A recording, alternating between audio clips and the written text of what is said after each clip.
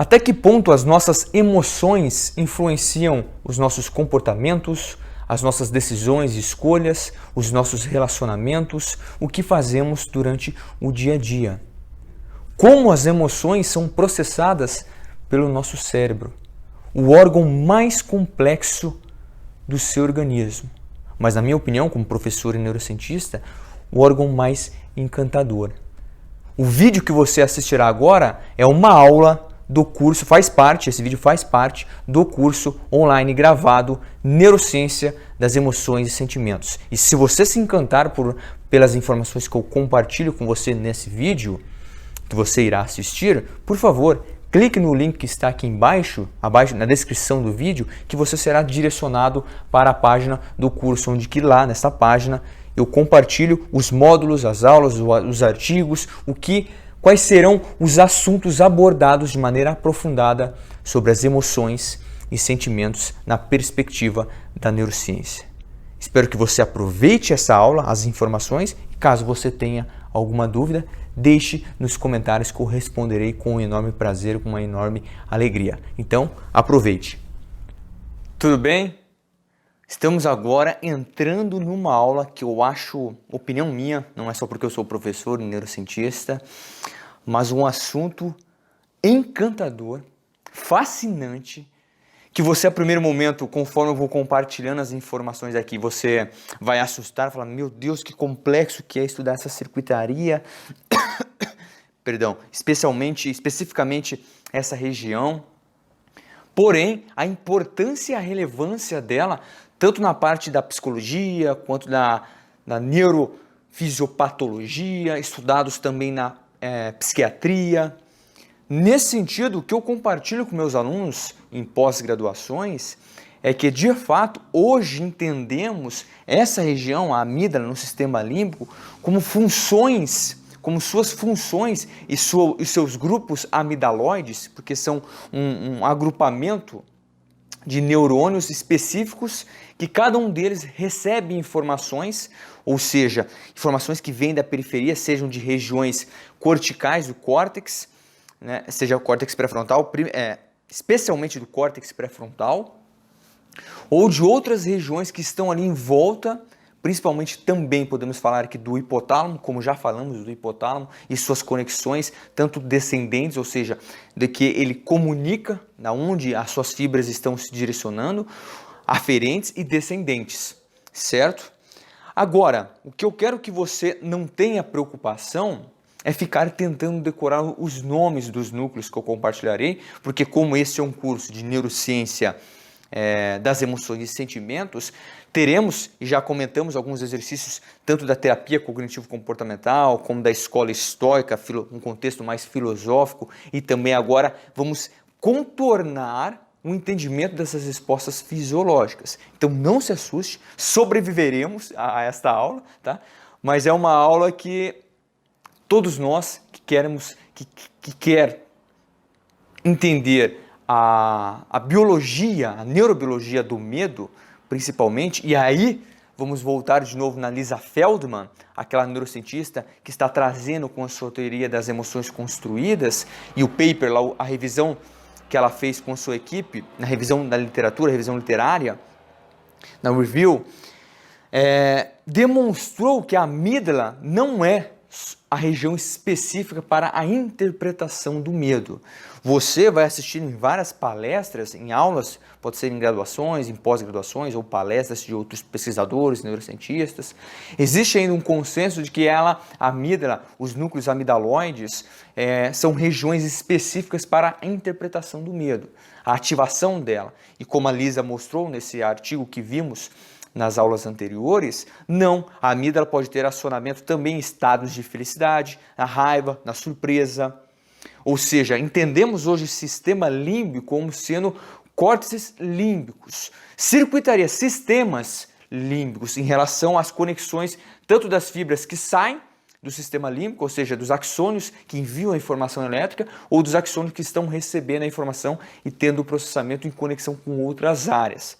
Show de bola? Fique comigo então, deixe o seu comentário aí embaixo da aula, no vídeo, falando da sua dificuldade em tentar entender, que essa aula aqui a princípio vai assustar, mas é um assustar de maneira gostosa.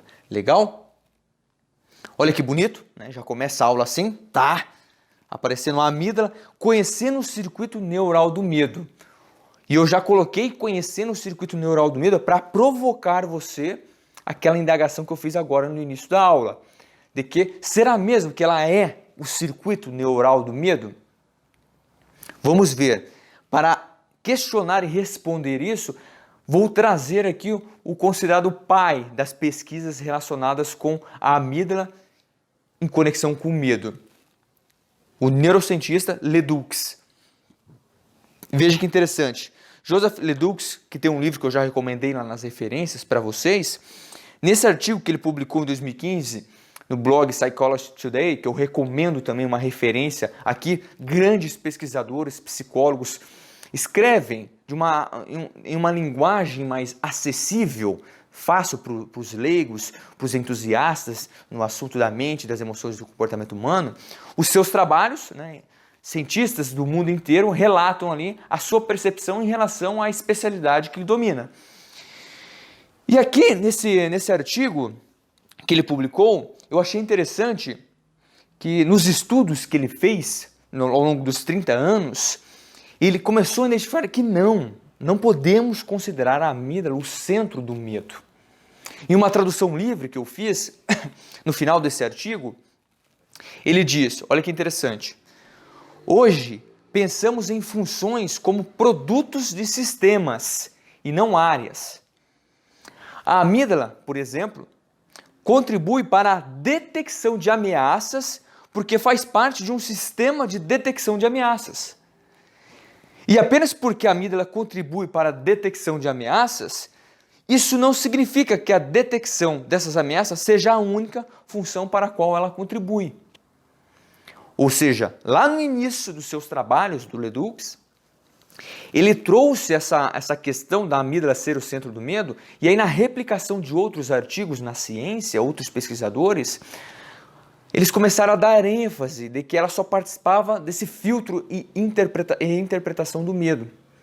E Ledoux, nas suas pesquisas, e aí ele até faz um depoimento no livro que eu recomendei para vocês, da Lisa Feldman, How Emotions Are Made, ele traz essa nova visão dos estudos das emoções de que, opa, peraí, a amígdala não podemos identificá-la como o centro do medo. E aí ele fecha.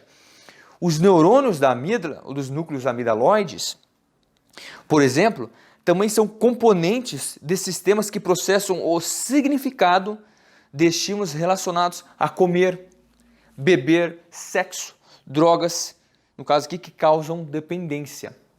Ou seja, ela, juntamente com outras circuitarias, processam outras informações e fornecem informações também para termos o comportamento. Em processos fisiológicos, processos físico-químicos, para termos a expressão da emoção e aí torná-la consciente, o que nós chamamos, mudando um pouco dessa visão de inteligência emocional para a consciência emocional, reconhecer a expressão fisiológica do organismo, do que está acontecendo com você nesse exato momento, por exemplo, você assistindo esse vídeo, essa aula, e como você vai ter a experiência, a expressão emocional e a experiência emocional em relação a interpretar aquilo, dar um significado, uma relevância àquilo. Voltamos daí nas primeiras aulas na construção da percepção.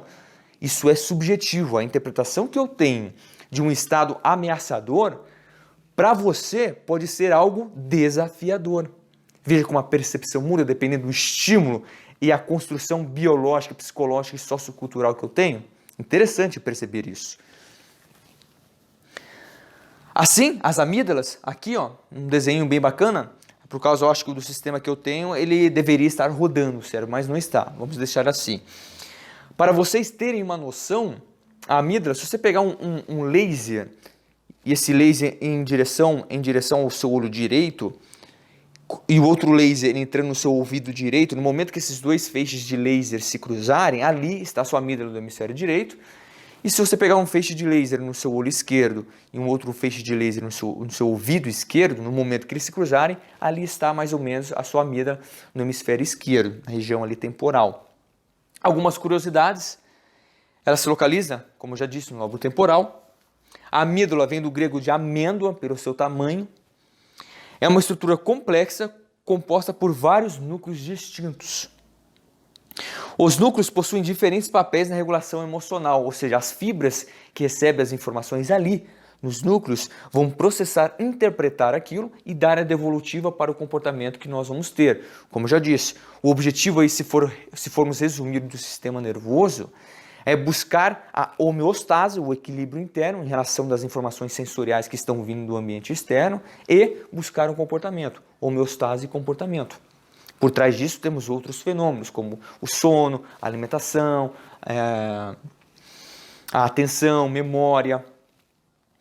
Em geral, os núcleos são divididos em 3 grupos.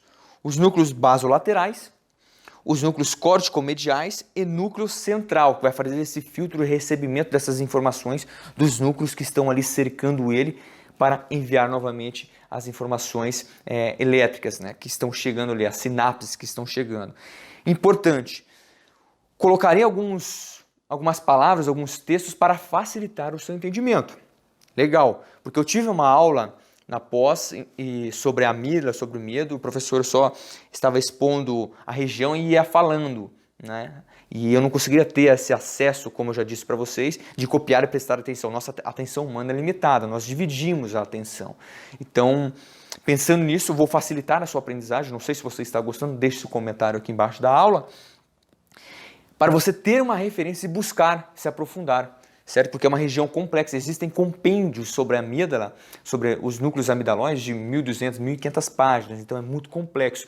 Tentei sintetizar aqui como professor para facilitar essa ponte de conhecimento com você. Show de bola? Aqui é um esqueminha, tá? De como funciona esse filtro das informações que vem aqui, por exemplo, do córtex sensorial, do núcleo lateral recebendo essa informação, depois devolvendo. Enfim, as aferências da amígdala tem diversas origens, ou seja, das informações que estão vindo, certo? Incluindo o neocórtex, a parte, como eu já disse, mais desenvolvida do cérebro, se formos pegar na escala evolutiva de desenvolvimento cerebral. O giro parahipocampal, como já falamos, uma região límbica responsável também nessa interpretação e recuperação das memórias. E o córtex cingulado. Todas as informações dos sistemas sensoriais são enviadas para a amígdala através do complexo basolateral, como eu falei aqui, do núcleo lateral, exceto a olfatória, que é enviada para os núcleos córtico-mediais. Você pode ter já percebido, quando você está num ambiente, o poder do olfato em relação a dar uma expressão emocional para o seu comportamento. Um processo muito rápido. A amígdala se conecta ao hipotálamo através de 2 grandes feixes, que são a estria terminal e a via amígdalo-fugal ventral. Olha que nome safado, né? Desculpe a palavra, mas é um nome tenso. Não se preocupe em decorar. A importância que eu quero dar para você é entender a forte comunicação e relação que ele tem com o hipotálamo, como já discutimos na aula anterior, nessa expressão da fisiológica emocional, certo? E se formos buscar aí quem começou esse questionamento da importância da amígdala na parte comportamental dos seres humanos, e sim também fazendo pesquisas com outros animais, foram esses 2 carinhas aqui, o Brown e o Schaeffer, ou Schaffer, dependendo aí da sua pronúncia. Eles descreveram que macacos rezos, em torno de 1888, perdão, se tornavam mais mansos após sofrerem lesão nessa região, no lobo temporal. Olha que interessante. E aí, baseado nessas pesquisas dos 2, Clover e Booth, outros 2 pesquisadores, já em 1937, eles confirmaram essas afirmações. O que eles fizeram? Após realizar experimentos envolvendo novamente a remoção bilateral, ou seja, das 2 amígdalas, né, uma em cada hemisfério, do lobo temporal, também descreveram as alterações comportamentais apresentada pelos macacos após a lesão. Veja que interessante, olha que bonitinho, né? Que aí até ganhou o nome de síndrome Clover-Booth. A abração perda, né, bilateral da parte anterior do lobo temporal. Quais seriam os sintomas a partir desses estudos de ablação bilateral? Hipermetamorfose. uma tendência a trocar rapidamente de um comportamento para o outro. Frequentemente expressa como um aumento no comportamento exploratório, a tendência de não identificar possíveis perigos contextuais, e no caso aqui o macaquinho ele tende a explorar esse ambiente, esse contexto, sem medir, sem ter noção, vamos dizer assim, da consciência das consequências daquilo, se é perigoso ou não. Vou mostrar um experimento rapidinho, bem interessante, demonstrando esse aspecto no comportamento. Perda da reatividade emocional, ou agnosia visual, também agnosia visual, uma falha no reconhecimento visual dos objetos. E veja que interessante, essa imagem aqui, que eu peguei do livro do Roberto Lente, que eu já recomendei para vocês. Na figura podemos ver um macaquinho tentando ali explorar uma cobra. E isso chamou a atenção dos pesquisadores. Por quê? Um grupo de pesquisadores americanos, investigaram como uma lesão da amígdala causaria perda das respostas de medo. Olha só, olha só. Os animais portadores de lesão da amígdala exploram com as mãos objetos aversivos, comportamento não observado nos animais normais. Olha que coisa louca, hein? O macaco adulto, no caso aqui, participando do teste de responsividade a uma série de objetos novos. O animal apresentado nessas imagens sofreu uma lesão bilateral da amígdala, ou seja, nas duas amígdalas. Ele imediatamente pega a uva colocada em frente à réplica de uma cobra. Aqui, né? Você pode ver, a imagem não está muito bem definida, mas já dá para ter uma noção. Já na imagem B, após colocar a uva na boca, ele começa a explorar, tocar a cobra sintética. Animais normais não se aproximam de cobra e nunca manuseiam. Veja que interessante. Então a amígdala, podemos perceber que ela sim tem seu papel essencial nessa interpretação contextual do que está acontecendo para a nossa sobrevivência. E aí você pode pensar, nossa, como eu desejaria não ter medo. Você está louco, nós precisamos disso.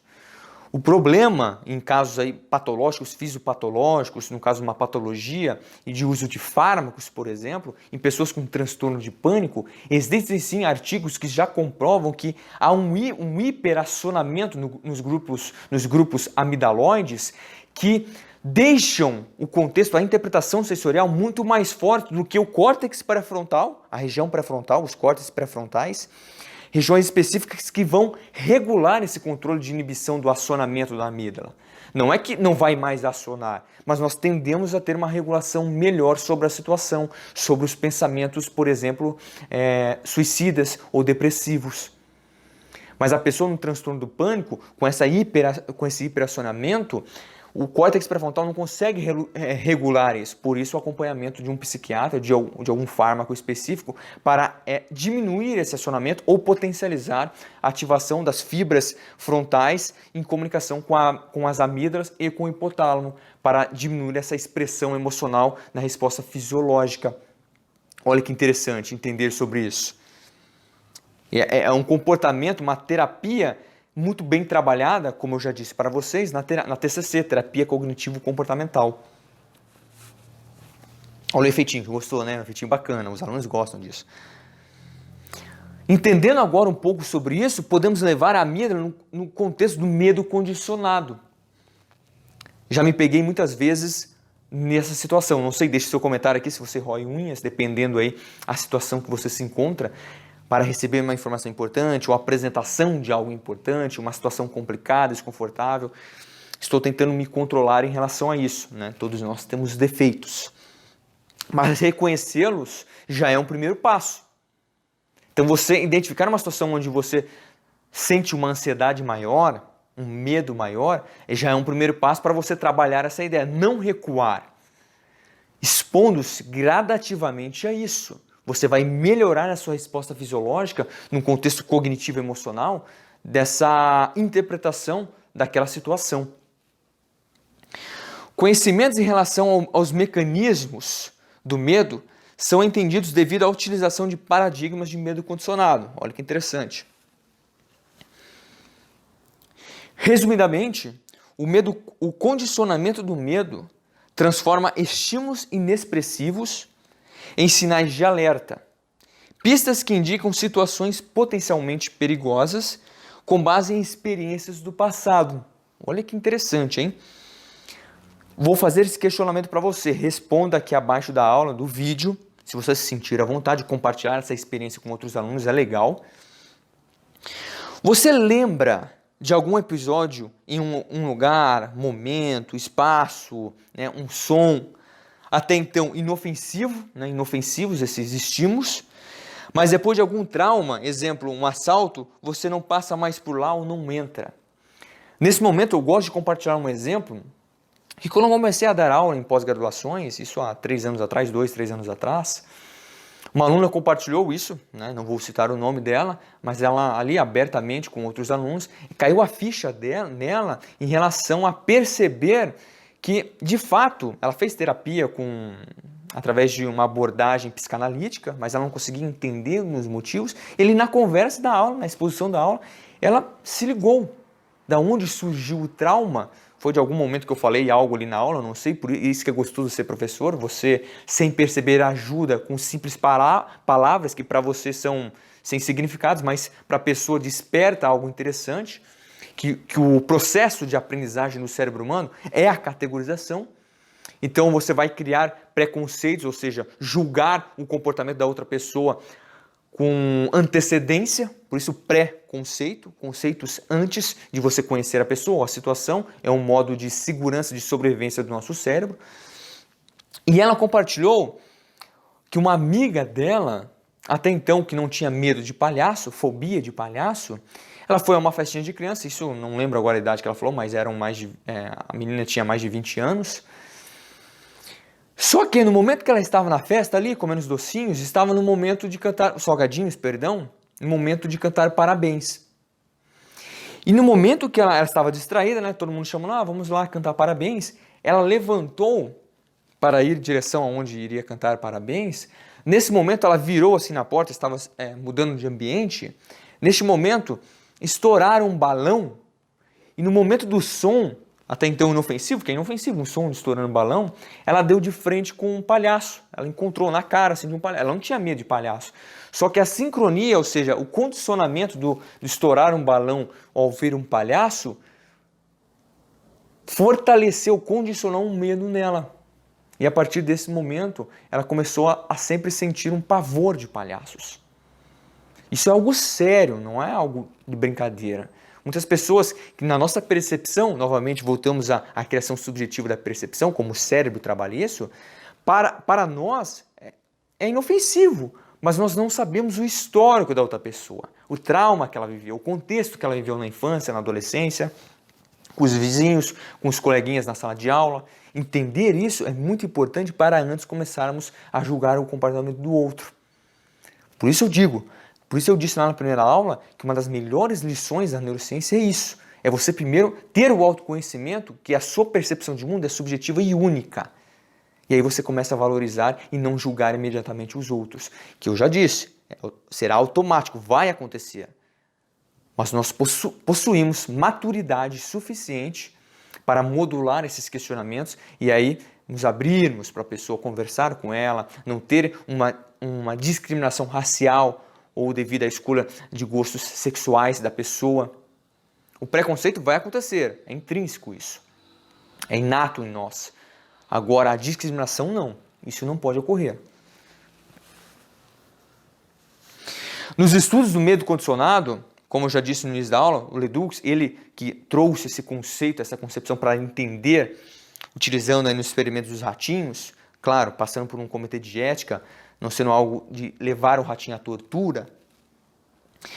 Ele e os seus colaboradores demonstraram em estudos com ratos que a amígdala é uma região cerebral responsável para a interação entre a entrada de informações e a emissão de respostas dos sistemas do medo. Isso lá no início, lembra que por isso que eu resolvi trazer para vocês aquele depoimento dele de 2015. Isso que foi lá no início das pesquisas. Nesses estudos, eles observavam as respostas apresentadas por ratos ao associar um estímulo auditivo a um breve choque elétrico nas patinhas.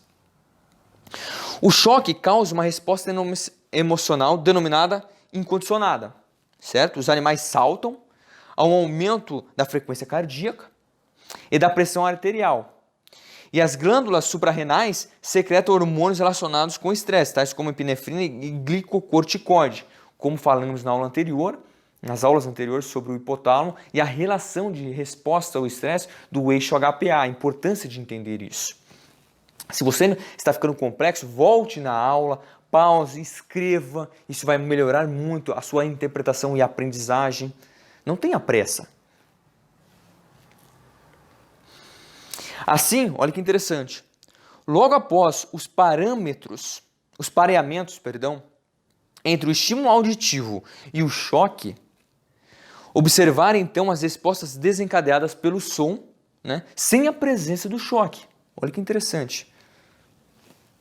Ao ouvirem o som, estímulo condicionado, que já foi condicionado ali, os ratos apresentavam o mesmo tipo de resposta fisiológica desencadeada pelo choque. Ou seja, aumento da frequência cardíaca e da pressão arterial e uma imobilidade comportamental, que é uma resposta defensiva denominada congelamento ou freezing. A pessoa, ou no caso ali o ratinho, fica imóvel, sem reação para o que pode fazer. Eu não sei se já falamos sobre isso, mas nós veremos, ou já vimos, agora não me lembro, foram tantas aulas gravadas, né?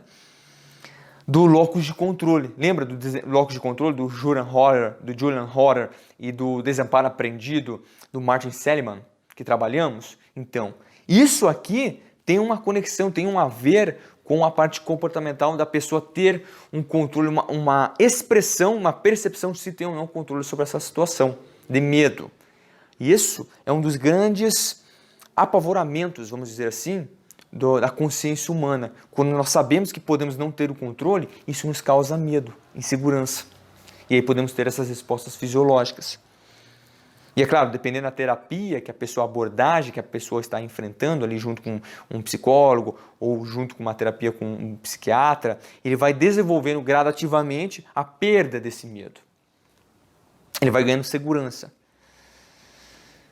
Então, no medo condicionado, mesmo a amígdala possuindo vários núcleos e regiões, duas são mais importantes. O córtex e o tálamo enviam as informações do ambiente para o núcleo lateral, dando a possibilidade à amígdala de monitorar os sinais de perigo do mundo externo. E aí ela vai fazer conexão, esse núcleo amigdaloide vai fazer conexão com outro núcleo. Quando o perigo é detectado pelo núcleo lateral, promove a ativação do núcleo central, que inicia a expressão das respostas comportamentais e mudanças na fisiologia do organismo que caracterizam os estados de medo. Nós precisamos, veja essa relação como está fortemente interconectada com outras regiões também, outras fibras neuronais para termos a expressão do medo. Nesse sentido, com seus estudos, o Ledoux, ele pensou em algo que nós seres humanos possuímos como distinto de outros animais. A possibilidade de interpretarmos e darmos validarmos aquele contexto, se é ou não perigoso. Ou seja, se a resposta precisa ser imediata ou se nós podemos calcular, conferir, pensar sobre aquilo. E aí entramos em 1996, ele traz esse conceito de duas rotas da amígdala. Em seus estudos, ele demonstrou que a via cortical de projeção para a amígdala pode não ser necessária para a formação do condicionamento, ou seja, algo que se torna automático. O córtex é essencial só para reconhecer, discriminar e ou categorizar estímulos complexos, que entram nessa questão que eu disse da avaliação, reavaliar o conceito, o ambiente, experiências passadas. Os estímulos simples, a projeção do tálamo para a amígdala seria suficiente para um novo condicionamento. Lembra que eu falei que o tálamo é a secretária, vamos dizer assim, do cérebro? O CEO, vamos dizer, é o córtex, os córtex, os lobos, seja o lobo frontal, parietal, temporal e occipital, atrás do cérebro. E pelo fato de nós considerarmos o tálamo como uma secretária, ele está recebendo os núcleos talâmicos, aí existem núcleos específicos para cada informação sensorial que está chegando, que irá distribuir nas áreas primárias responsáveis por esse filtro maior e aí a distribuição para outras áreas corticais secundárias, unimodais, modais, unimodais, heteromodais, límbicas, para essa interpretação mais aguçada, mais, vamos dizer assim, lapidada, e aí termos o comportamento. Esse conceito levou Ledoux a propor a existência de duas vias de ativação para a amígdala. A via rápida, que é projeção direta para o tálamo, eu vou mostrar no próximo slide, e a via lenta, projeção do tálamo para o córtex e deste para a amígdala. Veja, a representação simples, né, do conceito para vocês entenderem. A via rápida, via subcortical, não chega às vias corticais, ao sistema cortical. Vantagem evolutiva, pois propicia a ativação da amígdala em detectar estímulos ameaçadores do ambiente rapidamente. É um sistema de defesa, um sistema defensivo rápido. Sem uma análise mais completa e mais demorada que seria realizada pelo córtex. Ou seja, a via rápida, temos o estímulo sensorial chegando ali nos núcleos talâmicos. A via rápida seria a interpretação logo ali em comunicação com a amígdala. E a amígdala já daria a devolutiva, os núcleos amidaloides específicos, para termos a resposta emocional. Ali no contexto, por exemplo, você andando na rua e vê um cachorro e você percebe que o cachorro está com raiva em sua direção. Você já tem uma resposta emocional fisiológica para dar energia para você. Isso estamos falando de broncodilatação, ou seja, uma respiração mais ampla dos seus pulmões em relação à dilatação pulmonar, em relação à expressão de oxigênio para bombear sangue, isso juntamente com o músculo também, bombear mais sangue para os grandes músculos e você ter a resposta rápida de fuga. E aqui, no caso, estamos falando da via primária, da via rápida, perdão, e a via lenta, esse filtro passaria pelo córtex. Aqui parece bonitinho, né? Mas é muito complexo isso, porque ali temos conexões difusas de fibras, de axônios, de neurônios, que fazem isso em menos de meio segundo. É muito rápido. Caso você tenha esse poder de interpretar a situação, aí estamos falando das informações que passam pelo córtex para ter uma análise do ambiente e aí ter a devolutiva para a amígdala e ter a resposta emocional. Já para também o comportamento social, esse carinha aqui, Roosevelt, com os seus colaboradores, olha que interessante. Eles criaram grupos artificiais de macacos rezos do sexo masculino para observar a dominância hierárquica no grupo. Realizando lesões bilaterais na amígdala dos dominantes, perceberam que esses animais perdiam suas posições hierárquicas e passavam para posições mais subordinadas do grupo. Olha que interessante, ou seja, ele teve um comportamento em observação nos estudos, sendo mais, vamos dizer assim, empático, de não ter medo de se relacionar com qualquer um, e os subordinados que ele tinha o consideraram inapropriado para seguir como líder do bando, do grupo, no caso. E aí vão rebaixá-lo a ser um subordinado e aí um outro membro do grupo assumiria o posto de líder do grupo. Estudos recentes confirmam que após lesão da amígdala, os macacos rezos apresentaram um aumento significativo do comportamento de apego direcionado ao outro macaco.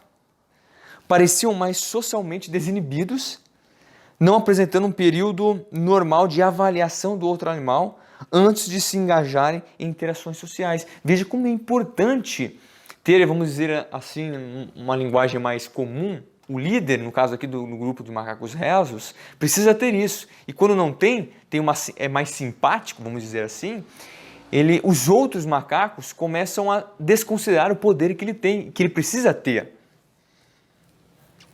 E veja, uma das conclusões que nós temos em relação da importância dos grupos amidaloides no comportamento social é que a amígdala possui papel essencial em avaliar o ambiente e verificar a existência de perigos potenciais.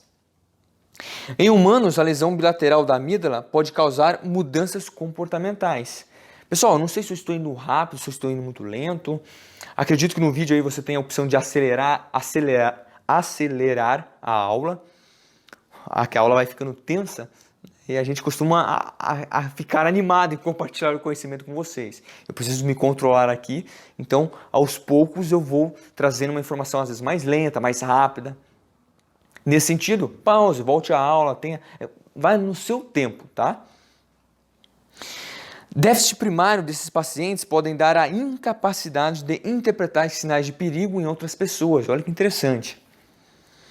Falha na identificação das expressões de medo em outras pessoas, por isso que a pessoa ela fica mais vulnerável aos perigos, aos potenciais perigos. Incapacidade de identificar o excesso de confiança, olha que legal, em indivíduos desconhecidos. Pesquisas demonstram que as pessoas que têm os grupos amidaloides mais considerados saudáveis, nós tendemos a ter isso como precaução, considerar um grupo mais perigoso por identificar possível desconfiança. E pessoas com déficit ou lesões na amígdala não conseguem identificar isso. Consequentemente, podemos interpretar isso como potenciais perigos que essa pessoa pode correr. E aí, veja que interessante esse caso. Caso Mulheres Sem Medo. Uma paciente conhecida pelos neurologistas somente por suas iniciais, SM. Os cientistas se interessaram por seu caso há anos, porque ela possui uma doença degenerativa, o mal de Urbach-White, aqui é alemão, desculpe pela pronúncia, que destruiu por completo sua amígdala. Assim, um estudo dirigido por Justin Feinstein comprovou que a ausência de amígdala provocou que esta mulher não experimente nenhum sentimento parecido ao medo desde muitos anos, devido a que esse núcleo cerebral controla essa resposta em sua forma mais primária. E veja só um depoimento que eu vou mostrar nos próximos slides da pesquisadora que acompanhou a SM nos experimentos. Pediram para que ela fizesse um diário durante muitos meses, no qual deveria registrar suas sensações.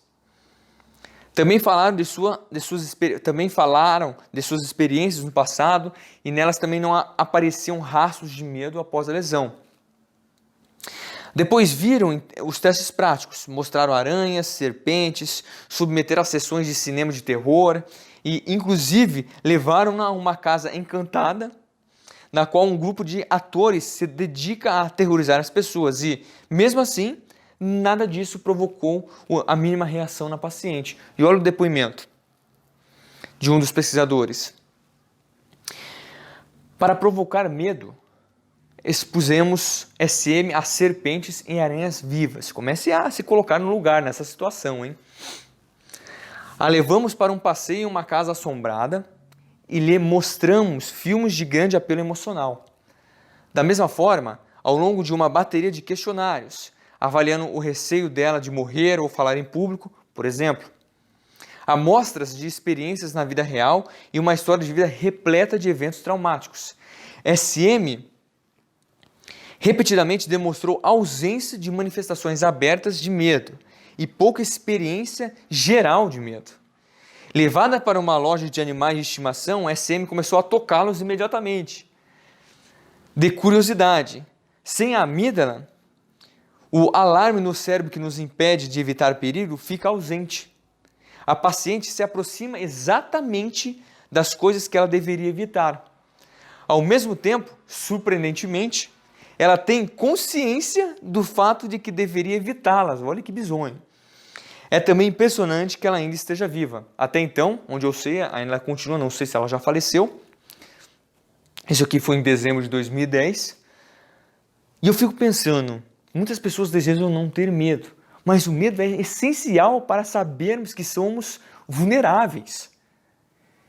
E aprender a lidar com o seu medo é um primeiro passo que seja firme para você poder lidar com as futuras frustrações ou momentos aversivos de medo no futuro, seja a médio ou longo prazo.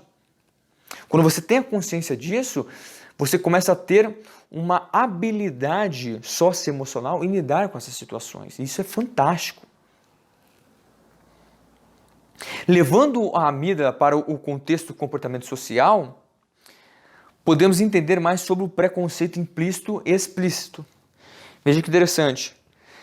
Descreveu-se em trabalhos recentes, por exemplo, indivíduos brancos, ao serem expostos a faces de afro-americanos desconhecidos, apresentavam um aumento da ativação da amígdala, e que o grau de ativação estava correlacionado com a pontuação obtida pelo indivíduo em uma escala de avaliação de preconceito racial, no caso de uma discriminação. Importante ressaltar que a escala utilizada era para uma medida implícita, ou seja, tendências não conscientes. Se você sair perguntando na pessoa se ela tem uma discriminação com algo, possivelmente ela falará que não. Por isso, nos questionários avaliativos e nessas pesquisas, para descrever aí preconceitos implícitos e explícitos, utilizamos aí uma medida implícita, ou seja, perguntas que na interpretação do pesquisador, aí, o psicólogo, ou no caso quem está fazendo a pesquisa, na análise dos dados, nós identificamos que aquela pessoa sim tem um certo preconceito racial. Existe uma disposição favorável ou desfavorável em relação à pessoa, grupo, objeto ou situação. No caso aqui, componentes favoráveis ou desfavoráveis para o preconceito.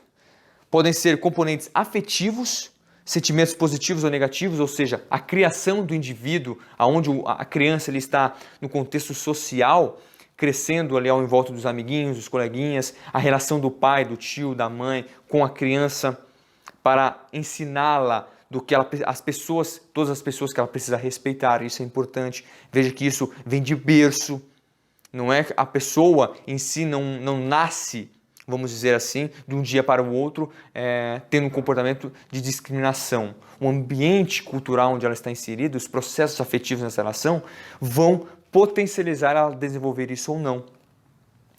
Cognitivos, as crenças pessoais e esquemas mentais que a própria pessoa, ao longo do desenvolvimento dela cognitivo, vai criando. E comportamentais, predisposições já na forma de agir, sem pensar, sem questionar do porquê ela faz o que faz, ela vai tendo um comportamento automático julgando todas as pessoas que ela vê na rua. Infelizmente isso acontece. Nesse sentido, entender que os processamentos podem ser automáticos e controlados, e puxamos aí para o Redux, esse processamento de via rápida e via lenta, ou também podemos lembrar do grande ganhador do Prêmio Nobel, se não me engano de 2002, Daniel Kahneman, com seu livro Rápido e Devagar. Ele descreve brilhantemente, através de anos de pesquisas, sobre esse didático, tá, pessoal? Essa separação dos processos mentais em sistema 1, intuitivo, rápido, e sistema 2, controlado e planejado. Isso é de maneira didática, tá? Isso eu já reforcei em aulas anteriores, que ficou brilhante esse entendimento, no caso de como nós interpretamos isso. E aí podemos ter que a interação entre sistemas frontais, que falaremos do córtex pré-frontal nas próximas aulas, e subcorticais, ou seja, essa relação CPF, córtex pré-frontal, com a amígdala e também com o hipotálamo, como falamos na aula anterior. Existe uma maior ativação da amígdala quando observamos imagens de rostos de pessoas desconhecidas de outros grupos sociais. Interessante. A ativação pode ser modificada pela familiaridade. Por isso que nos tratamentos para que a pessoa possa se recuperar de um possível trauma ou uma possível discriminação, esse contato próximo, esse enfrentamento ou aproximação, ela é importante porque a familiaridade, ela fornece um conforto em nos habituarmos àquela situação, de maneira gradativa, cada um no seu tempo. Legal? Então, pessoal, espero que você tenha gostado dessa aula. Tá? Deixe aqui nos comentários abaixo dessa aula, no vídeo, o que você achou de maior dificuldade de entender. É complexo, então volte à aula, fique à vontade para assistir. Você investiu tempo em tentar aprender essas áreas essenciais nos processos emocionais. Eu, como professor neurocientista, tento levar o melhor para você. Caso você tenha alguma dúvida, pode enviar no meu e-mail, né? Como eu já disse para vocês, no falarcom@mateus.milan.com.br, falarcom@mateusmilan.com.br, ou envie para mim, não hesite em enviar mensagens no meu Instagram, vou responder você, não digo imediatamente, mas vou responder no Mateus com TH Milan Oficial. Esse é o meu Instagram, tá bom? Aguardo a sua mensagem e aguardo também o seu comentário aí embaixo. Até a próxima aula.